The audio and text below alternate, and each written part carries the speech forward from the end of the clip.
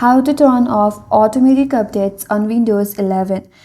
The first method we will see is using the Windows services. So for that, what you have to do is open up your Windows services.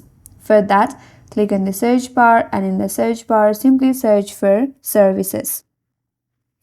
Press enter in your keyboard. Now once you have opened up your services, you can click on anywhere here, and with the help of your keyboard, simply type in W so that you can quickly navigate to the services starting with the word W. And here, look for the services as Windows Update.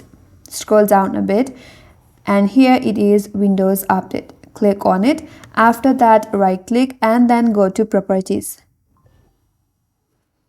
So once you're here, what you have to do is under General, under Startup Type, click on this drop down, and from here choose the Disabled. Again, head towards the Recovery Options or Recovery tab. Here, click on this drop down at the first failure, and here you have to choose Take No Actions. Once you're done with that, click on Apply. After that, click on OK.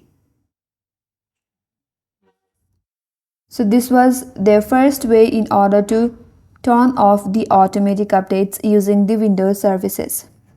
Once you have done that, now you can close this. Now, another way to temporarily turn off your Windows update is to go through your settings. For that, open up Setting.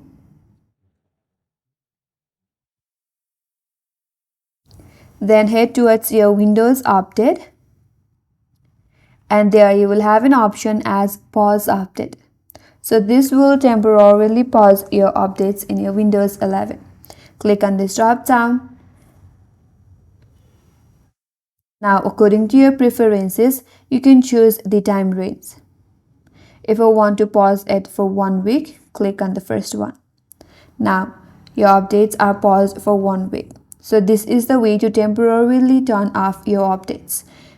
And that's all for today's video. Hope this video was helpful, and if you're new to our channel, consider subscribing. Thank you for watching and stay tuned for more videos.